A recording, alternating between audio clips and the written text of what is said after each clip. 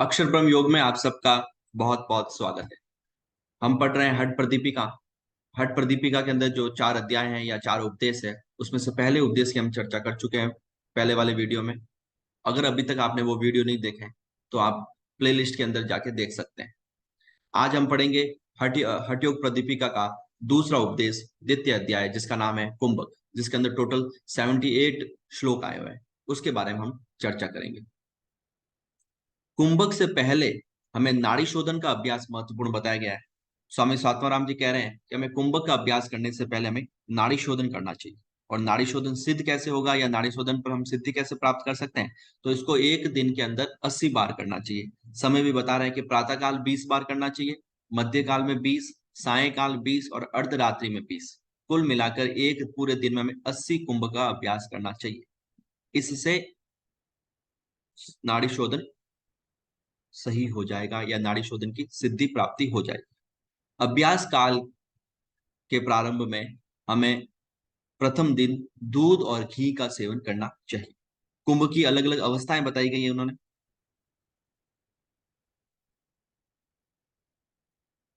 अरे यार,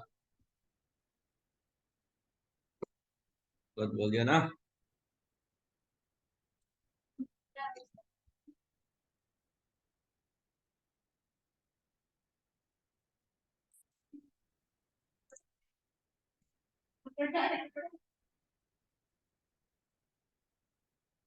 1 2 3। अक्षर ब्रह्म योग में आप सबका बहुत बहुत स्वागत है। हम पढ़ रहे हैं हठ प्रदीपिका। हठ प्रदीपिका का पहले उपदेश का हम पूर्ण रूप से इसकी चर्चा कर चुके हैं। अगर अभी तक आपने वो वीडियो नहीं देखे हैं, तो प्ले लिस्ट के अंदर जाके देख सकते हैं। आज हम पढ़ेंगे हठ प्रदीपिका का द्वितीय उपदेश, कुंभक, जिसके अंदर टोटल 78 श्लोक आए हुए हैं। और इन 78 श्लोक के अंदर विस्तृत से चर्चा की गई है कुंभक के बारे में। स्वामी स्वात्माराम जी कह रहे हैं कि कुंभक से पहले हमें नाड़ी शोधन का प्राणायाम कर लेना चाहिए। अगर आप नाड़ी शोधन प्राणायाम पर सिद्धि प्राप्त कर लेंगे, तो कुंभक आसानी से होगा, या कुंभक से तात्पर्य यहाँ पे प्राणायाम से है। तो उन्होंने बताया कि हमें कुंभक का अभ्यास करने से पहले नाड़ी शोधन का प्राणायाम कर लेना चाहिए, नाड़ी शोधन प्राणायाम कर लेना चाहिए। कुंभक के बारे में बता रहे हैं कि प्रातः 20 कुंभक करने चाहिए, मध्यकाल 20 कुंभक करने चाहिए, सायकाल 20 कुंभक करने चाहिए और अर्धरात्रि में 20 कुंभक करने चाहिए। कुल मिला के पूरे दिन में 80 कुंभ का उपयोग हमें करना चाहिए। अभ्यास काल के प्रथम दिन हम दूध और घी का सेवन करना चाहिए। कुंभ की अलग अलग अवस्थाएं बताई गई है।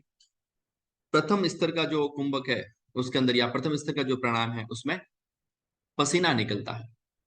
द्वितीय अवस्था के अंदर कंपन, शरीर के अंदर कंपन होता है। और तृतीय अवस्था के अंदर ऐसे कह सकते हैं हमें आकाश गमन की शक्ति मिल जाती है, या यूं कहें कि हमारा प्राण है जो ब्रह्मरंध्र तक पहुंच जाता है, जो हमें मोक्ष मार्ग के लिए सबसे उपयोगी बताया गया है। ब्रह्मरंध्र का भेदन करना, वहां तक पहुंच जाता है। फिर द्वितीय अध्याय के अंदर ही जो मोस्ट इंपोर्टेंट है एग्जाम की दृष्टि से, हर बार यहाँ से क्वेश्चन आते हैं, वो है षट कर्म। 6 कर्म कौन कौन से हैं, ये ज्ञानेट संहिता और हठ रत्नावली का तुलनात्मक अध्ययन पूछते हैं।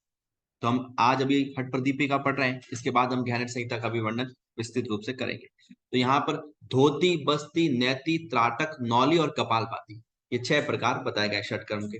और उसमें धोती के 2 प्रकार बताए गए हैं, वस्त्र धोती और गजकर्णी। बस्ती का एक प्रकार बताया गया है, जल बस्ती। नेति का एक प्रकार बताया गया है, सूत्र नेति। त्राटक का एक प्रकार बताया गया है, बाह्य त्राटक। नौली का एक प्रकार बताया गया है, भ्रमण नौली। और कपाल भाती का कोई भी प्रकार यहाँ पर नहीं बताया गया। लेकिन ज्ञानेट संहिता के अंदर हम देखते हैं तो कपाल भाती के 3 प्रकार हैं, नौली के 4 प्रकार बताए गए हैं, त्राटक का कोई प्रकार नहीं बताया गया, नेति के 2 प्रकार बताए गए हैं, बस्ती के 2 प्रकार बताए गए और धोती के 4 प्रकार बताए गए। जब हम ज्ञानेट संहिता पढ़ेंगे, उस समय उसका विस्तृत रूप से अध्ययन करेंगे। वस्त्र धोती, वस्त्र धोती के बता रहे हैं कि जो हम धोती क्रिया करेंगे, उसमें जो वस्त्र है वो कितना लंबा होना चाहिए, तो 4 अंगुल लंबा होना चाहिए और 15 हाथ लंबा वस्त्र होना चाहिए। वस्त्र धोती करने से 20 प्रकार के काक रोग समाप्त हो जाता है। और पीला और कुष्ठ रोग जैसे, या श्वास संबंधी रोग है वो भी, और कफ संबंधी रोग भी समाप्त हो जाते हैं। दूसरा आता है बस्ती क्रम। इसके अंदर हमें उत्कट आसन के अंदर बैठना चाहिए। उत्कट आसन के अंदर नाभि तक हमें जल भर के खड़े रोकर गुदा द्वार का संकुचन करना चाहिए, गुदा द्वार से पानी को खींचना चाहिए। तो क्वेश्चन आ सकता है कि नाभि तक जल में खड़े रहकर हमें तो कौन से आसन के अंदर बैठना चाहिए, सॉरी कौन से आसन में खड़े रहना चाहिए, तो उत्कट आसन के अंदर हमें खड़ा रहना चाहिए। फिर है सूत्र नीति। तो सूत्र नीति की बताया गया है 9 इंच या 12 अंगुल हमें सूत्र लेना है और नेति की क्रिया करनी है। इससे हमारा कपाल शोधन, दिव्य दृष्टि की प्राप्ति होती है। उदर रोग है वो सारे समाप्त हो जाते हैं। ईएनटी सारे रोग, जो ईएनटी के जो रोग है वो सारे समाप्त हो जाते हैं। फिर है त्राटक।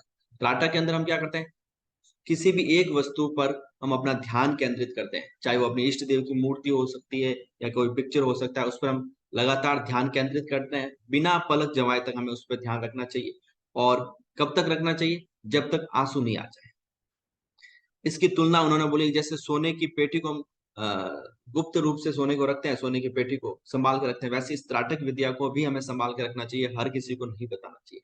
इससे आलस्य समाप्त होता है, जो तंद्रा है वो समाप्त होती है, नेत्र रोग है वो सारे समाप्त हो जाते हैं। फिर आता है नौली।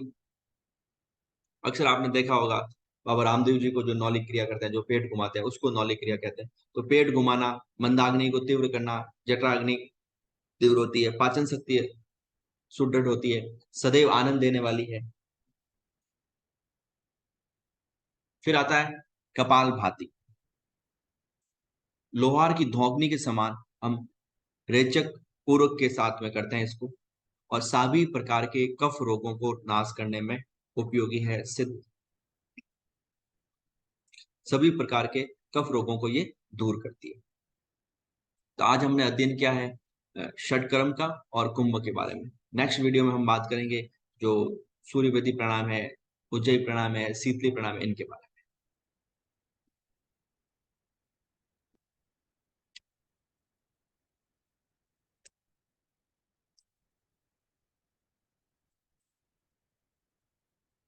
क्या हो राजा?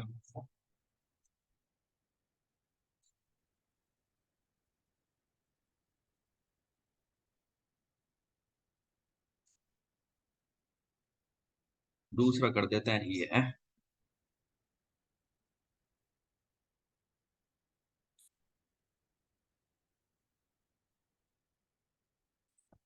क्या कर, एक वीडियो बना दो तो फिर ठीक है, दूसरा अध्याय पूरा कर लेते फिर बाद में करेंगे। नहीं तो बना दे पूरा, 5 हो जाएंगे, खूब है। इतना ही बना पाएगा समझो। हम्म। कल तो उसको लैपटॉप लेके आऊंगा, तो कल शाम तक तो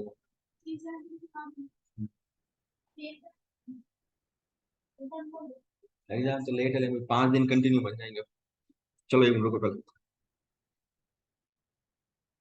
अक्षर ब्रह्म योग में आप सबका बहुत बहुत स्वागत है। हम पढ़ रहे हैं हठ प्रदीपिका, और हठ प्रदीपिका के अंदर हम द्वितीय उपदेश कुंभ का वर्णन कर चुके हैं।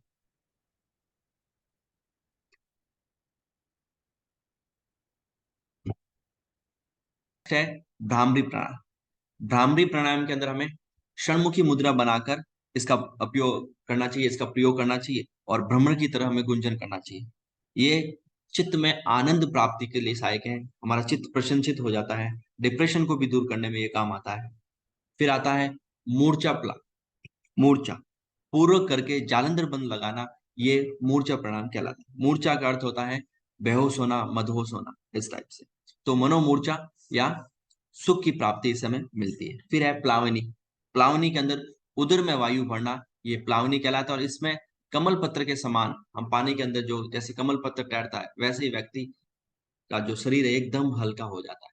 ये हमने आज पढ़े हैं हठ प्रतिवेग के अंदर जो 8 प्रकार के कुंभक हैं, और ये 8 प्रकार के जो प्राणायाम है उनका हमने वर्णन किया। कुछ महत्वपूर्ण बातें इसमें बताई गई है प्राणायाम के संबंधी। तो हम सब जानते हैं कि प्राणायाम के 3 अंग होते हैं, रेचक, पूरक और कुंभ। रेचक का अर्थ होता है श्वास को बाहर निकालना, पूरक का अर्थ होता है श्वास को अंदर लेना, और कुंभक का अर्थ होता है श्वास को रोकना। केवली कुंभक को सर्वश्रेष्ठ कुंभक बताया गया है।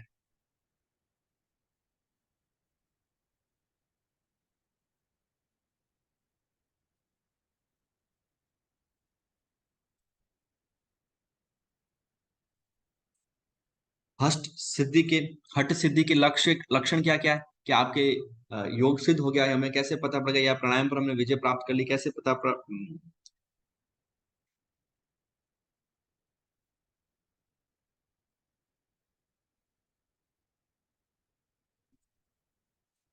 प्राणायाम के बाद में आता है हठ सिद्धि के लक्षण। कैसे पता पड़ेगा कि हमारा प्राणायाम प्राणायाम सिद्ध हो चुके हैं? तो शरीर का पतला हो जाना, चेहरे पर एकदम प्रसन्नता का भाव रहेगा, विभिन्न प्रकार के नाद हमें सुनाई देंगे, आंखों में तेजिस्ता आएगी, स्वास्थ्य वर्धन रहेगा, बिंदु पर हम विजय प्राप्त कर देंगे, जटा अग्नि तीव्र रहेगी और सभी नाड़ियां मल रहित हो जाएंगी। तो ये हमारे हठ योग सिद्धि के लक्षण बताएंगे, आपका हठ योग सिद्ध होगा। ये द्वितीय अध्याय था। नेक्स्ट वीडियो हम पढ़ेंगे तृतीय अध्याय। अगर अभी तक आपने हमारे इस चैनल को सब्सक्राइब नहीं किया है तो जरूर इसको करें, और जो योग के नेट की, पीएचडी की या हठ योग प्रदीपिका पढ़ना चाहते हैं तो उनको ये वीडियो आगे से आगे जरूर शेयर करें। धन्यवाद। अक्षर ब्रह्म योग में आप सबका बहुत बहुत स्वागत है। हम पढ़ रहे हैं हठ प्रदीपिका, और आज हम अध्ययन करेंगे हठ प्रदीपिका के अंदर जो प्राणायाम है उनके बारे में। तो 8 प्रकार के प्राणायाम का वर्णन हठ प्रदीपिका के अंदर हमें देखने को मिलता है। सबसे पहले है सूर्य भेदी, उज्जयी, शीतकारी, शीतली, भस्त्रिका, भ्रामरी, मूर्छा और प्लावनी। ये 8 प्राणायाम या 8 कुंभों का वर्णन हमें देखने को मिलता है। सबसे पहले सूर्य भेदी। दाई नासिका से श्वास को लेकर दाई नासिका से ही पर श्वास करना चाहिए, ये कहलाता है सूर्य भेदी। इससे कपाल शोधन, वात दोष का नाश होता है। फिर है उज्जयी। नासिका से श्वास लेते हुए कंठ से हृदय तक वायु का स्पर्श करवाना चाहिए, ये उज्जयी प्राणायाम कहलाता है। इससे जटाग्नि तीव्र होती है, धातु रोग समाप्त होती है। और नोट डाल के विशेष रूप से इस बात को याद रखना है कि ये उठते बैठते किसी भी समय किया जा सकता है। क्वेश्चन आ सकता है कि कौन सा प्राणायाम है हठ प्रदीपिका के अनुसार जो उठते बैठते कभी किया जा सकता है? तो उज्जयी प्राणायाम। फिर अगला है शीतकारी। शीतकारी के अंदर मुख से शीतकार की आवाज, सी की आवाज निकालते हुए पूर्ण करें और नासिका से हमें रेचक करना, ये शीतकारी कहलाता है। ये कामदेव के समान हमें, मतलब हमारे सभी प्रकार के जो आलस्य है या निद्रा के संबंधी रोग है, तृष्णा संबंधी रोग है, सुधा संबंधी रोग है, ये सारे रोग समाप्त हो सकते हैं। षष्ठी संहारक कारक बताया गया है इसको। तो क्वेश्चन ये भी आ सकता है कि कामदेव के समान सुंदर हम कौन से प्राणायाम से बन सकते हैं? तो शीतकारी प्राणायाम से। फिर है शीतली प्राणायाम। तो जीभ को पर्णनाली की तरह बनाकर पूरक करके नासिका से रेचक करना, ये शीतली प्राणायाम कहलाता है। इससे विष का भी नाश हो सकता है, तृष्णा का नाश हो सकता है, सुधा का नाश होता है, पित्त संबंधी रोग समाप्त होते हैं, जवर संबंधी रोग समाप्त होते हैं। फिर है भस्त्रिका प्राणायाम। तो पद्मासन में लोहार की धोखनी के समान रेचक पूर्वक करना और थकान आने पर सूर्य भेदी करना चाहिए। अगर आपको भस्त्रिका करते समय थकान महसूस होने लग जाए तो आपको सूर्य भेदी प्राणायाम करना चाहिए। और भस्त्रिका प्राणायाम हमें कौन से आसन के अंदर बैठ के करना चाहिए? तो ये ध्यान रखना चाहिए, हमें पद्मासन के अंदर बैठ के करना चाहिए। तीनों नाड़ियों का भेदन इस भस्त्रिका के द्वारा किया जा सकता है। 3 प्रमुख नाड़ियां बताई गई या 3 प्रमुख ग्रंथि बताई गई है, ब्रह्म ग्रंथि, विष्णु ग्रंथि और रुद्र ग्रंथि। कुंडलिनी जगाने में भी ये सहायक होता है।